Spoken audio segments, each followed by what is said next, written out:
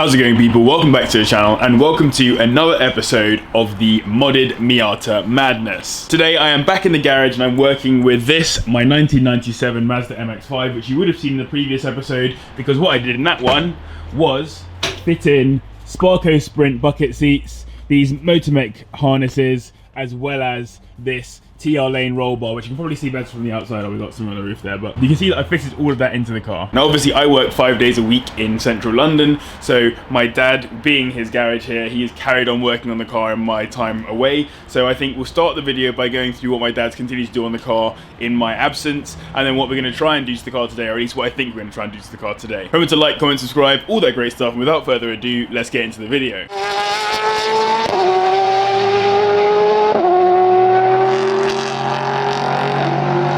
So you can see the car here is jacked up quite high at the moment, and that is because we are in the process of putting on the wishbones as well as the VMaxx suspension that I bought as well. So the VMaxx suspension is the Extreme version, which has the height and damping adjustability. So yeah, those are very nice in there. What you'll also see is the fact that the wishbones are painted black with hammerite. So they were first of all cleaned completely to get rid of any rust on the surface of them, and then they were covered in hammerite by my dad, which is very kind of him to have gotten that kind of progress done.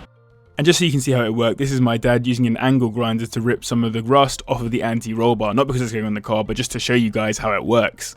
Also, what you'll see in here is a new ball joint here on the bottom, which I bought from Moog. I'm hoping that's a good manufacturer for my ball joints, but we shall see.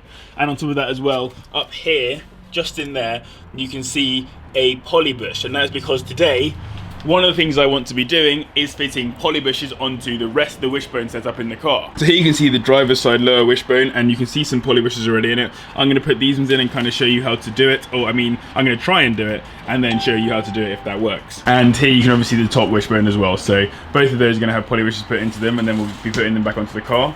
As well as that, as you can see on the floor there is an anti-roll bar, and that is because there is a whole new set of H&R anti-roll bars to go on the car, which have three-way adjustability, I believe, which is pretty cool. And you can also see here the previous bushes as well. Like, you can see they're rubber and they're a lot more chewed up and ruined than the polys that are going into the car. And here are the lower ball joints as well. You can see that they're quite mangled up and old. So we're going to give it a go. My first ever time trying to put polybushes onto a car. So basically you've got this nice sheet here which tells you where everything goes. So this should go on the outside, this should go on the inside, and this will go in the middle of both of them. In order to do this, I've put on these gloves because I've got this very thick paste right here, which I have absolutely no idea what it's called. My dad does know the name of it. I'm just using it because it's supposed to work. I'm going to put that around the outside of these, which I'll start doing now, and then once I have covered these in a layer of this paste, I will be pushing them in. If they don't go in, then I will use the vise to ensure that they slide in. So the reason why I'm using gloves is because it's horrendously sticky and I don't particularly want it to stick to my hands. So let's get that into there, and it does squeeze in quite nicely once you start.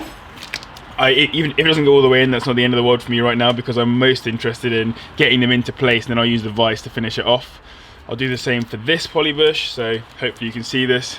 Just literally putting a thin layer of paste all the way around it, making sure that it fills up the whole thing, and then back in on the other side. So let's lift it and give it a push.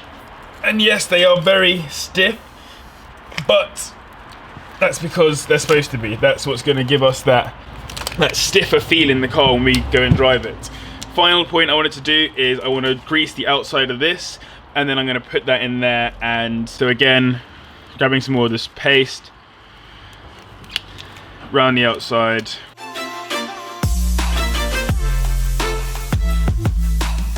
And then a tiny bit on the entrance to the polybush, so around here, to help it slide in. And now we should be able to fit the pin in, which goes in like so. And hopefully you can now see that. So that's going to probably get stuck. Oh no, it's going in. Apply a bit of pressure and it does want to go.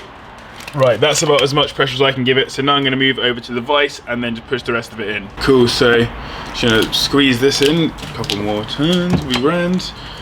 So that goes in there like so. Then I'm just going to spin this around and hopefully we should be able to squeeze this lot all together.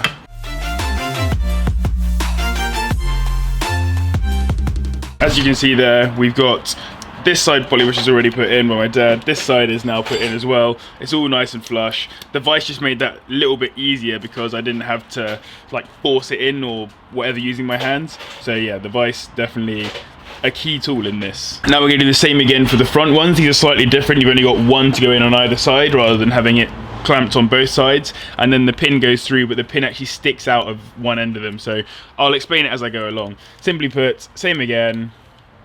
In fact, I'll probably just run through this nice and fast. Switch to Speedy Boy now. So just to explain this to you a little bit more, I must say I do feel tremendously blessed to have my dad having taken out the previous bushes before I actually got onto this, because I see loads of people on YouTube really struggling with doing the bushes and removing them and all that kind of stuff, whereas he just uses his presses and makes life so much easier. Okay, Speedy Boy not working on this one. I cannot get this in. Let's go back to the vise. And here you can see just how much easier it is using the vise. I'd say that I'm acceptably strong. I go to the gym quite a lot and I've got a good bit of force behind me. I weigh about 85 kilograms, and yet I still couldn't get that bush into the socket properly. But as soon as I use the vise, a nice easy twisting motion, and suddenly it's in.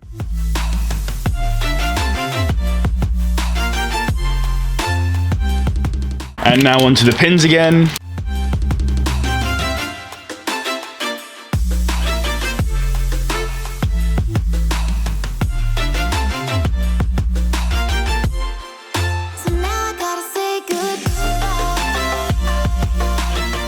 So obviously when I was doing that, I didn't at any point change my gloves, which means that this is now super greasy from all this nonsense. So now I'm going to wipe that off just to make sure that it doesn't collect a load of dirt on the wishbones. Not that they're going to be rusting anytime soon, but it's a good idea to get rid of that anyway. So next up, we prepared the front suspension to go into the right hand or driver's side of the car, which meant taking the top mount off of the previous suspension that had been on the car, which really isn't too difficult, especially when you've got some spring tensioners to ensure that you don't cause yourself any injuries when the coil unfolds. And then we nice and easily put that top mount onto the new suspension. It's really not that difficult. Following this was a case of getting it to the same ride height as the shock that was already put onto the car. And I must say, this did test my patience. So you will have just seen my dad putting this shock together. I would have been talking over that, I assume. And now I am just basically loading the spring. So in order to do this, we've got a screwdriver here to hold the position for me.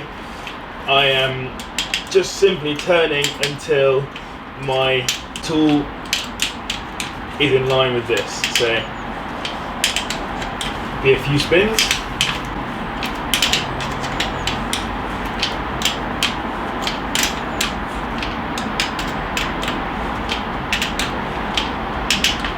Not particularly thrilling stuff, but it will go all the way up in the end.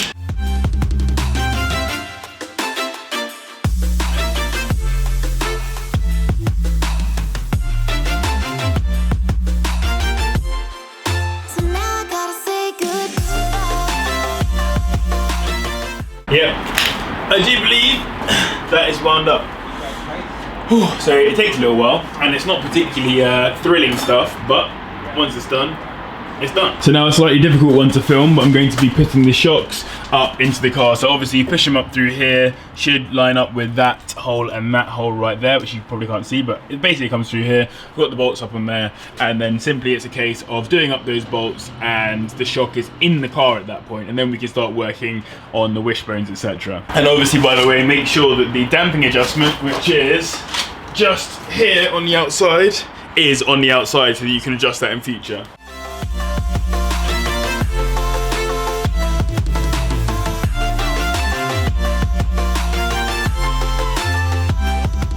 So here you can see, in on the top, both the bolts done, one there and one just in there.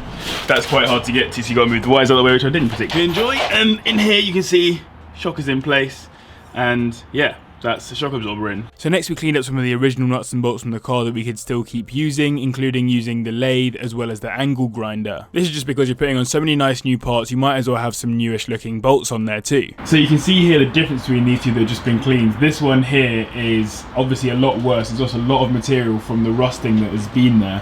This one, however, has very much stayed quite integral, so it's interesting to just see the difference between how rust affects these. Then it was a case of fitting the upper wishbones, which was actually quite an easy job. You just fit the single bolt that goes straight through, which has 2 cam adjusters on it and a bunch of washers, and it all just fits in quite nicely. Following this, I moved on to fitting the ball joint onto the lower wishbone, which is again a super easy job. It slots in, it's a little bit tight, but once you kind of jam it in there, it's okay. And then you put the bolt through again, tighten it all up, and there's a bolt that goes through in the back as well. All right, so a little bit of a progress update thus far. Obviously, this is all now pretty much together. The ball joint is now in. Next up is going to be dropping. So I bought these new drop links, I should say, from the anti-roll bars, which are obviously down here on the floor. But yeah, so I need to press the really rubbishy rubber bushes that you can see here out. The thing with pressing bushes out is that it's one of those things where on YouTube people absolutely hate doing it, but we're very fortunate here to have a press which will make life a lot easier. So I'll show you how to do it. So it's pretty simple stuff. Basically, you need something that's big enough to fit the bush into. Then you need a bit that will go through the drop link and will push out the bush, and then simply put, I stick it all in there together in one go. Start pulling down on this little arm here. Next thing you know, it's pushing direct through the middle. So I pretty much just need to put in a tiny bit of effort to get an absolute, well, I say an absolute ton, I mean 12 tons of pressure, which is pretty sick. And there you can see it's been pushed out the other side. So now I can release the pressure. This will come back up again and allow me to pull my drop link out. And there's the bush out of it as well. Good stuff. Right, now that we've pushed those out of the drop links, we have to put the new Polybushes in instead. So this shouldn't be too difficult, I'm hoping. That is definitely famous last words, but it's the same as what we did before. And I can confirm it very much was famous last words. It is incredibly difficult to fit these Polybushes into the drop links. Here you can see me failing in 2 separate ways before finally, at some point, working out just how to do it with the vise. Okay, so I think I might have worked this out now. I've said that a million times, but putting bushes into drop links is dead. It is not an enjoyable job. Fortunately, we have the vise here, and the vise is, in my opinion, so far, the one I've had the most success with. So I'm not greasing them at all, because the grease just makes it even harder to put them in. And then I am getting them lined up nice and straight in the vise, like literally as straight as possible. I don't want to put really any force on it. Oh, hello. But I need a bit more force than that, obviously. So don't want to put any force really on them. And then once I've got them into a half acceptable position, I'm getting this and just clamping it around the outside to hold it in some kind of shape. And then it's a case of pushing in and hoping that some of it drops in at some point, which I think it will do. And as and when it decides to drop in, I didn't hold it tight enough. But theoretically, as and when it decides to drop in, then it should go in. So that's how I've been doing it, and that didn't work on that occasion. But we persevere.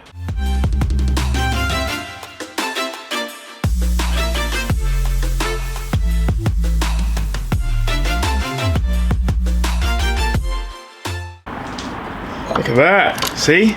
Second try. I'll take that. Second try getting the bush in my book, is an absolute win. Like, almost couldn't have gone any better. And you want to kind of push it in as far as you can, trying not to ruin the bush. And then there, it's in. So it pops out on the other side as well. I'm actually really happy with that. That's not as bad as it has been the last few times. So it must be said, this is the best way I found for putting in the bushes, and I use it for the rest of them. Even though obviously it was still a bit of a struggle, it went in the end. I then went on to put in the pins, and following that, I came across a slight problem. Right, so for a very slight problem here. As you can see, all of these now have their inside bits all in place, which is good, except for this one, which only has one and not the other one. So the energy suspension kit has forgotten to put in one of the little inner bits, so we're gonna have to make one, which is annoying. So I now have to press one of these back out again, and then we can use it as a measurement for putting in a new one. So sometimes things like this happen on projects. Not everything gets packed into packages, and you end up in this situation, but it's not the end of the world, because, well, at least not for me, because I got my dad who can make another one, which is sick. I may have bought some good poly parts, but I wish they gave me all the metal bits too. Right, I think we should have a look at what's inside this box whilst I've got some downtime. My dad is helping a customer right now, because for him it's still a normal day in the office. Right then. So, not very well packed, to be honest. It's a nice box, but like in terms of the packing, it's not particularly interesting. Oh, very nice. That's the key goods. A sticker. Yes, H&R sticker, that's what we wanted. So I believe this is the rear, and then that is the front. Actually, like, I thought to begin with they were quite light, but feeling them now, I'm actually a bit like, wow, they're quite heavy. Like, well, this one is, in particular, this front one is one heavy boy. This one, not so much, that's okay. Let's have a feel of the old one. This is my old front one. This is my new front one. I can promise you the new one is a lot heavier, but that's probably also because it's stiffer and it's going to help the car to handle and feel a lot better. On top of that as well, you can see that here on the front one you've got 2 possible settings, and on the rear one you've got 3 possible settings as well. So that's a little bit of flexibility in terms of getting the car to handle how I want it to, which is very good for taking it out on a track.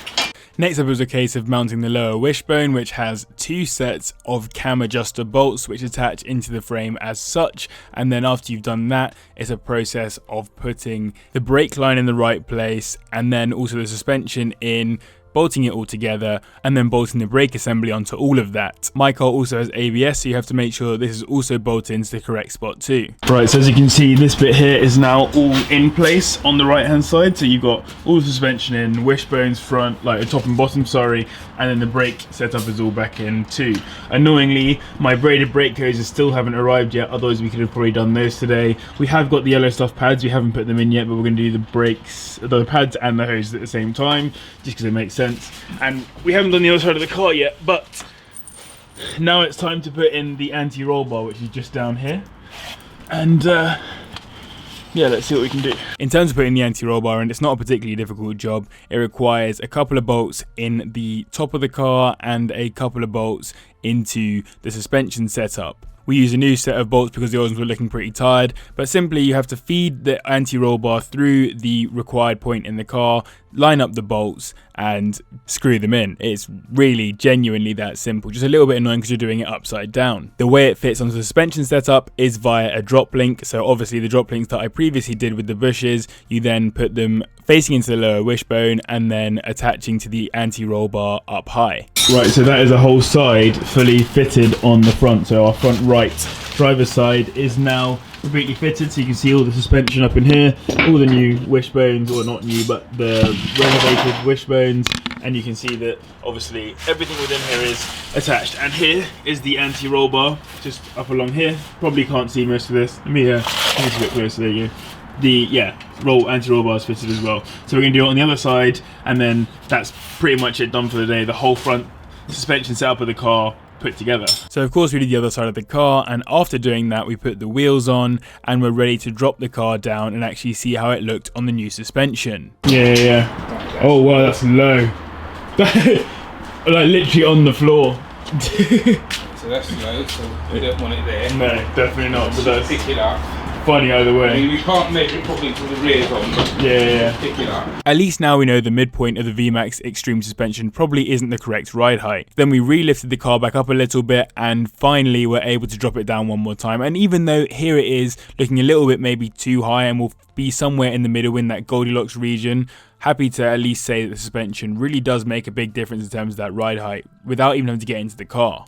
So hopefully I've talked you through everything properly. If I haven't, I do apologise. But today what we've basically done is get everything on the front of the car finished. So under here, well, not quite everything, we haven't got the brakes done yet, but in terms of the suspension, the wishbones, the anti-roll bar, all that stuff is now in place. The suspension hasn't been set up yet, but we'll wait to do the back of the car first before we start moving on to doing the full setup of the suspension. So damping and height, etc. I don't know if you saw, but it went very, very low at one point. But yeah, so not quite as flashy a day as doing the whole interior last week, but definitely a more important day when it comes to the handling and usefulness of the car. So massive thank you to you guys for watching. I hope you're enjoying this project as much as I am so far. I'm going to go home now because I have a massive headache and I'm going to go see my girlfriend and go to a party. Massive thank you to the patrons as always. Remember to like, comment, subscribe, all that great stuff. Thank you very much for watching and I'll see you in the next one.